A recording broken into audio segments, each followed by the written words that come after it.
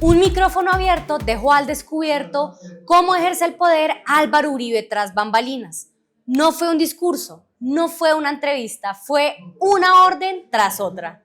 Durante un mitin en San Onofre, Sucre, junto a la precandidata presidencial Paloma Valencia, el expresidente y hoy candidato al Senado habló sin saber que el micrófono seguía prendido. Todo quedó grabado. La escena más reveladora fue con Julia Correa, hoy candidata al Senado y hasta hace poco editora y creadora de contenido en Semana. Una de las personas más cercanas a Uribe y quien ese día fungió como su mensajera. Allí se escucha a Uribe dando instrucciones directas sobre el manejo de las redes sociales. Que le hagan llorar en las redes con los comentarios a esa María José, que le hagan llorar. Se refería a la influencer petrista María José Gómez, quien había difundido un video increpando a Paloma Valencia por demandar la reforma pensional del gobierno. En otro momento, Correa habla abiertamente de mover contenido con bodegueros. Yo he hecho videos ayer de usted y se los paso para mover con los bodegueros. Pero el micrófono no solo dejó ir la estrategia digital, también mostró la cadena de mando. Uribe le mandaba mensajes a Paloma a través de terceros y se molestó al verla revisando el celular mientras otros hablaban en tarima. Que ha sido el único donde se ha visto la reparación y la justicia. Tras el llamado de atención, Paloma dejó el celular de inmediato. Luego en el 2007, para pacificar totalmente, doctor Uribe, esas montañas. Uribe también le dictó los temas que debía tocar. El tema de servicios públicos es muy importante. Y aquí hubo mucha familia en acción. Incluso hubo espacio para reclamos internos.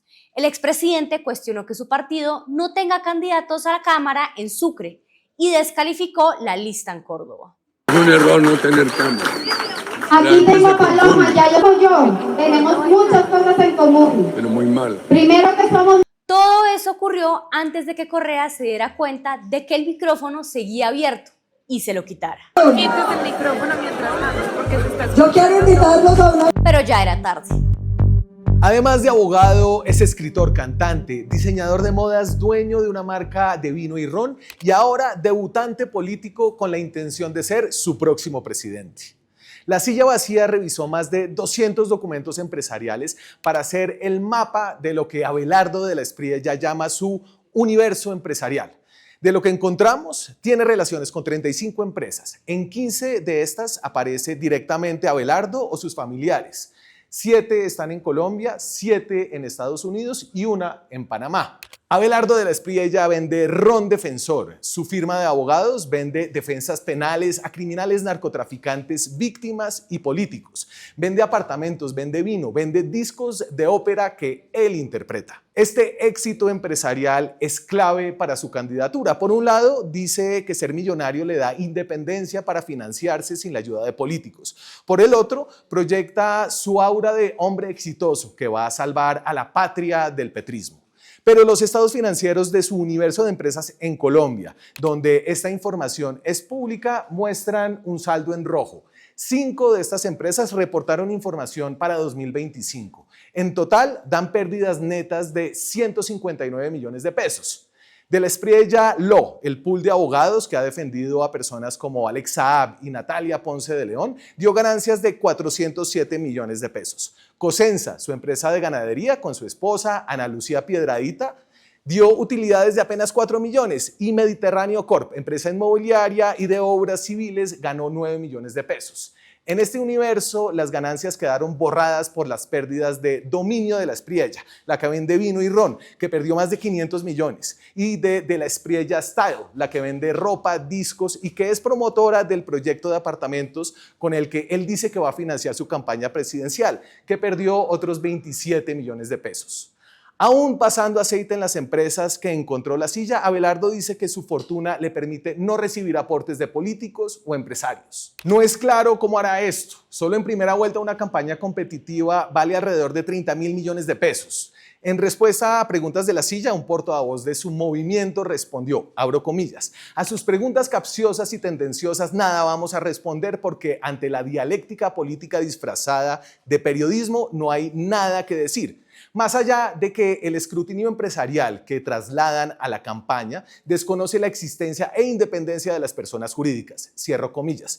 Es decir, que Abelardo no responde por sus propias empresas. Como candidato, sí tendrá que responder por su propia campaña. Y les quedo debiendo otros hallazgos de la investigación, como sus socios cuestionados. Prestanombres en Panamá, familiares de un promotor de paramilitares, un petrolero con vínculos con el petrismo y un exgobernador inhabilitado por corrupción. Todo en lasillavacía.com. La popularidad de Petro está al alza en año electoral. Arrancando 2026, la aprobación del presidente, según encuestas, subió poquito, pero subió, incluso con el sol ya a sus espaldas. Según el ponderador de encuestas de La Silla Vacía, su aprobación está en 37%, 1,3 puntos más que en agosto de 2025, cuando empezó el último año de su gobierno.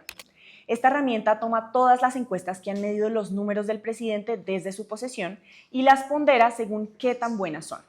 La resistencia de la popularidad de Petro viene de atrás. Desde hace meses, el presidente se mueve en un piso estable de más de un tercio. Refleja una base de izquierda que incluso ha rozado el 40%. Para un mandatario colombiano, luego de 3 años de gobierno, son números buenos, sobre todo si se compara con sus antecesores. Acá hay que remitirse a la encuesta Invamerpol, que se hace décadas y tiene el histórico más largo de opinión pública en Colombia. Tanto Duque como Santos II terminaron por debajo de Petro, Duque con un 27% y Santos en su segundo mandato con 35%. Eso muestra el arraigo de Petro, pero en cambio siembra dudas sobre si con esa popularidad le alcanza para dejar sucesor. La desaprobación de Petro está en 55% y ese número de rechazo también ha sido terco.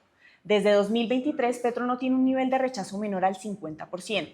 Si esos son los pisos y techos de Petro y el presidente es el viento detrás de Iván Cepeda, el candidato del pacto histórico tiene un problema de viabilidad, sobre todo en una eventual segunda vuelta. Lo llamativo es lo que no pasó. El piso de aprobación de Petro no se movió pese a los golpes políticos del último año. El CNE sancionó la campaña Petro por violar topes y recibir financiación prohibida. Ricardo Roa, entonces gerente de campaña y hoy presidente de Ecopetrol, sigue ahí. 2 exministros clave, Ricardo Bonilla y Luis Fernando Velasco, terminaron en prisión por su presunta participación en el escándalo de corrupción de la Unidad de Gestión del Riesgo. Tampoco pesó el choque con Trump o la inclusión del presidente en la llamada lista Clinton. Ni siquiera que Benedetti sea la cara más visible del gobierno. El impacto en la opinión mínimo y Petro y su teflón ahí.